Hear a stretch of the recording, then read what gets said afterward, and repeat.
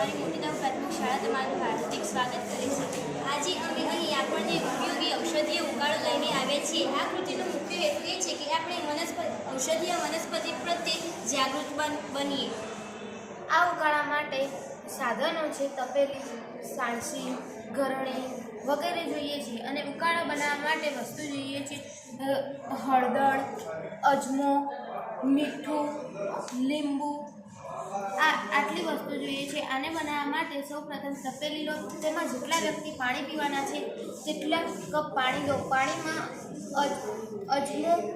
અજમો, હળદર અને મીઠું નાખીને મિક્સ કરીને ગરમ થવા દો। જ્યાં સુધી અજમાની સુગંધ ના આવે ત્યાં સુધી મિક્સ કરે દો।